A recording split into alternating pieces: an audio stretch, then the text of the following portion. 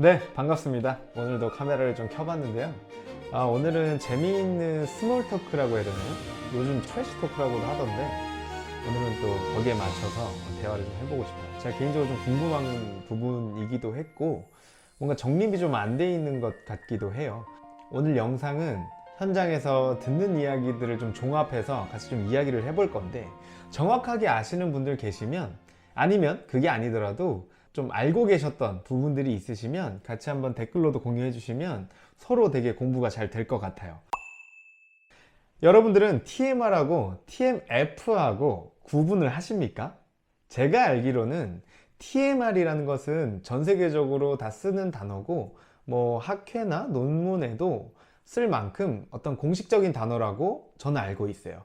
그러나 TMF라고 하는 것은 이로는 공식적인 단어는 아닙니다. 한국에서 어쩌면 우리가 민간요법처럼 새로운 것을 계속 시도해내는 우리 한국인의 어떤 그런 정서에 의해서 기술력이 생기고 이렇게 하니까 더 좋네 하면서 만들어진 하나의 비공식적인 제품이라고 하는 게 맞을까요? 저는 그렇게 알고 있는데 이러한 사실들이 최근에는 또 그게 업데이트가 됐을 수도 있으니까 AI한테 한번 물어보겠습니다. 역시 우리 축산 쪽에 대한 설명 없이 물어보니까 완전히 엉뚱한 답변을 하고 있습니다. 우리 축산 쪽이 아직은 힘이 좀 약한 것 같아요. 더욱더 힘을 많이 키웠으면 좋겠습니다. TMR과 TMF에 대해서 알고 있는지, 네, 우리가 일반적으로 알고 있는 그 TMR에 대한 정보가 나옵니다. Total Mixed Ration 이라고 해서 많이 쓰는 단어가 아니기 때문에 일반적으로 우리 이렇게 얘기합니다. 비빔밥이야. 이렇게 많이 이야기 하시잖아요. 말 그대로 그런 식으로 지금 이야기를 해주고 있어요. 그 제 다른 영상에서 보면은 조사료를 왜 먹여야 하는지 배합사료랑 조사료에 대해서 구분해 놓은 영상이 있는데 그 정도는 이미 이제 아실 거라고 보고 이제 말씀을 드리면 결국은 그 두 가지를 따로 줘야 되기 때문에 이거를 한 번에 비벼서 먹기 편하고 적정 비율을 유지할 수 있도록 만들어 놓은 게 그 TMR이라는 거죠. 그래서 그 두 가지를 비벼 놓고 또 잘 비비려고 또 수분도 넣어주고 그러다 보니까 또 잘 먹는 장점들이 있잖아요. 이제 그런 것들에 대해서 이제 이야기를 해주고 있습니다. 그래서 TMR은 완전 혼합 사료다. 다만 이거는 우리나라에서만 보시면 안 됩니다. 전 세계에서 쓰는 것이 TMR이기 때문에 완전 혼합 사료라는 이름으로 먹이고 계세요. 물론 우리나라에서는 TMR을 주시지만 그걸로 이제 부족해서 뭐 따로 뭐 배합사료든 조사료든 뭐 따로 주시는 분들이 많은데 일반적으로는 이제 한 번에 주시는 게 이 TMR의 개념인 거죠. 사실 우리나라에서는 이제 뭐 100두, 200두, 많으면 뭐 1000두까지도 가시는데 외국에서는 몇 만두 수준으로 넘어가기 때문에 이 TMR이라는 기술과 개념이 너무나도 중요한 거죠. 한 번에 효율적으로 사양을 할 수 있기 때문에 매우 매우 중요합니다. 그래서 이 TMR이라는 것이 일반적으로 많이 쓰이고 있기도 하고요. 그래서 우리나라로만 보면은 좀 안 맞을 수 있지만 전 세계적으로 보면 TMR이라는 개념은 굉장히 명확하다라고 볼 수 있을 것 같아요.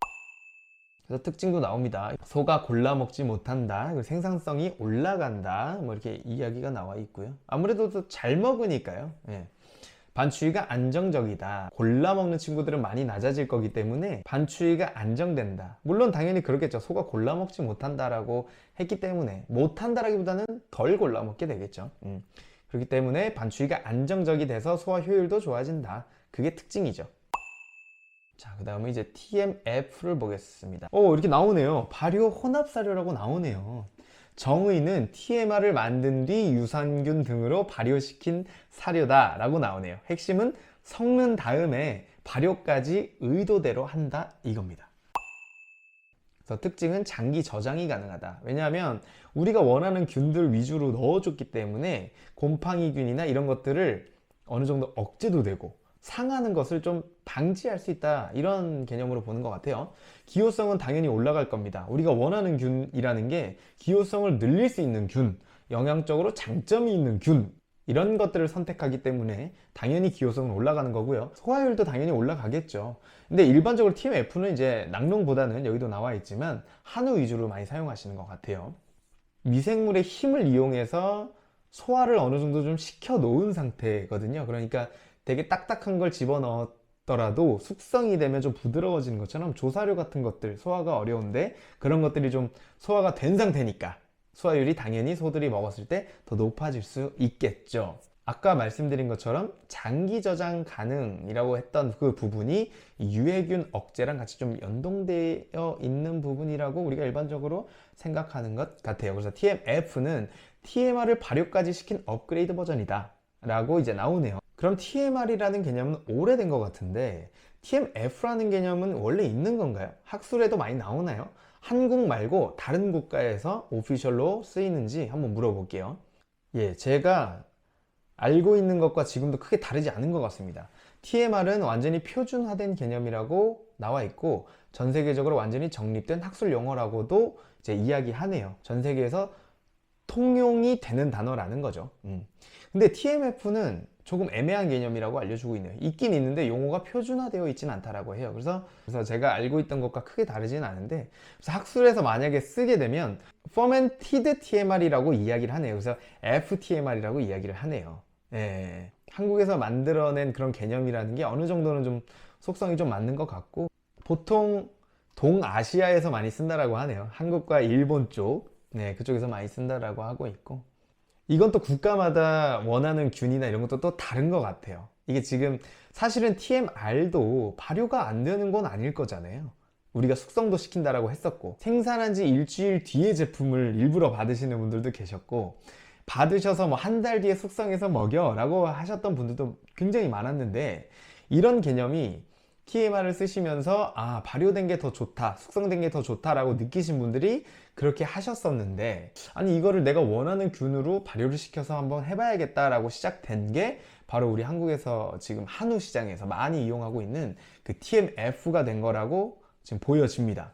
그래서 유산균을 넣기도 하고 효모를 넣기도 하고, 그래서 나는 이걸 넣어서 뭐 몇 달, 몇 주를 발효를 시켰기 때문에 나는 TMF야, 아니면 난 이걸 넣었기 때문에 TMF야 라고 얘기하시는 분들도 있는 것 같고요. 정해진 거는 많이 없는 것 같습니다. 그래서 농장에서는 내가 원하는 그 TMF가 내가 구입하는 그 TMF의 개념인지를 한번 체크해 보시는 것도 좋을 것 같고, 또 사실은 정해진 게 없다 보니까 민간요법 그리고 검증되지 않은 것도 사실은 아직까지는 춘추 전국시대라고 해야 되나요? 큰 발전을 하기 위해서는 물론 당연히 양적인 변화들이 많아지는 상황이 필요한데, 바로 지금 그 TMF라는 것들이 질적인 변화 전에 양적인 변화들이 많이 일어나고 있는 시장인 것 같아요. 이것도 시도해보고 저것도 시도해보고, 우리 산업을 많이 발전시킬 수 있는 사실은 긍정적인 모습 중에 하나라고 저는 생각하고 있습니다. 힘을 더 받으셔서 한우 사업, 낙농 사업이 더욱더 발전할 수 있는 그런 계기가 되었으면 좋겠습니다. 반대쪽 측면으로 또 다시 이야기를 해보면, 어쨌든 지금처럼 정해진 게 없기 때문에 사양가분들께서는 정말 잘 비교해 보시고 정말 믿을 수 있는 것인지도 체크해 보실 필요가 있을 것 같아요. 왜냐하면 생산비도 높아졌고 속값도 변동이 너무 큰 시장이니까, 그런 것에 있어서 한번 실수하면 그 타격이 어마어마할 수밖에 없기 때문에, 사업을 하고 계시기 때문에 이미 피부로 느끼고 계실 거라고 생각합니다. TMF라고 많이 이야기했던 것들 중에 하나는 나는 유산균을 넣어, 나는 알코올 발효를 해, 나는 효모를 넣어, 이런 식으로 해서 균으로 나는 TMF를 만들고 있어 라고 얘기하시는 분들도 계시고, 나는 TMR을 만들었는데 따로 균 처리를 안 했지만 나는 특정 기간을 정해놓고 이 기간 동안 숙성을 시켰기 때문에 나는 TMF야 라고 이야기하는 분들도 계셨었습니다. 근데 최근에는 확실히 뭔가 균을 접종하신 분들이 나는 TMF라고 이야기하시는 분들도 계세요. 여기서 더 나아가서 이런 것들도 있습니다. 내가 기존에 있는 균을 죽이고 내가 원하는 균을 넣어서 발효되는지 안 되는지를 체크하기 위해서 발효가 되는 그 시기에 온도가 올라가는 걸 체크해서 특정 온도 이상으로 올라갔다가 내려오면 아, 이거는 제대로 발효가 됐구나 라고 판단을 하는 그런 분들도 계십니다. 근데 온도를 체크한다라는 건 기존 농장에서는 정말 힘드실 거예요. 그래서 보통 이런 것들은 TMR 공장, TMF 공장 이런 데서 그렇게 기준을 잡고 하시기도 합니다. 발효에 대한 효과는 피부로 좀 느껴지는 부분들도 있고 그거에 대한 효과도 많이 보신다는 분들도 많기 때문에 참 기대가 되는 부분입니다. 앞으로는 논문으로도 많이 연구가 되었으면 좋겠다는 생각을 합니다.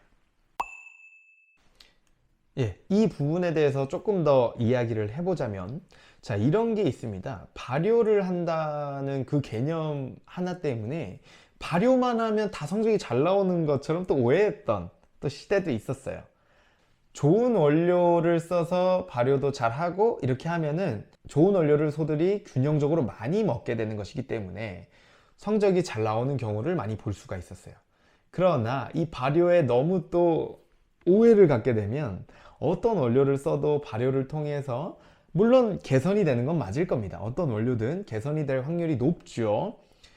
그래서 안 좋은 원료, 좀 저렴한 원료를 아무거나 갖다 써도 발효만 시키면 다 좋다라는 그런 오해가 있었던 때도 있었습니다. 지금도 그렇게 하시는 분들도 사실은 있는 것 같아요. 이거에 대해서는 정말 갑론을박이 강한 것 같습니다. 저도 사실은 그렇게 방류, 저렴한 원료들을 많이 써서 발효를 했다고 해서 성적이 잘 나오는 경우는 사실 잘 못 본 것 같아요. 네, 그래서 혹시 그런 것들에 대한 노하우가 뭐 특별히 있으신 분들은 잘 모르겠지만, 그런 경우 육질이 잘 나오면 도체가 사실은 잘 안 나오는 경우가 있고, 도체가 잘 나오면 또 육질이 안 나오는 경우가 있고, 항상 이런 식으로 좀 아쉬운 부분들이 있었던 것 같아요. 그래서 선택하실 때는 여러 가지를 다 고려하셔서 선택하셨으면 좋겠습니다. 지금까지 TMR과 TMF에 대해서 이야기를 했는데요.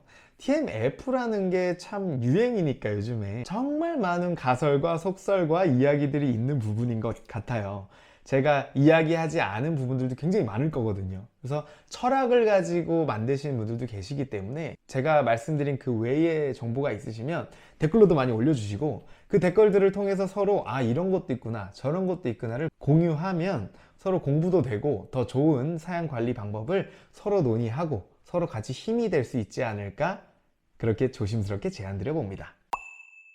그래서 TMR이든 TMF든 어쨌든 소들이 좋은 원료를, 영양가 있는 원료를 많이 안정적으로 먹게 해서 성적을 잘 내기 위함일 것입니다. 그렇기 때문에 앞으로도 이러한 근본적인 이유를 잊지 말고 좋은 제품 우리 시장에 많아지고 성적이 정말 좋아져서 반대로 우리가 정말 좋은 소들을 많이 만들어서 이 TMF의 기술력이 반대로 수출될 수 있는, 우리가 축산의 기술을 받아들여야 되는 입장이었지만 우리나라는 또 그런 것들 잘하지 않습니까?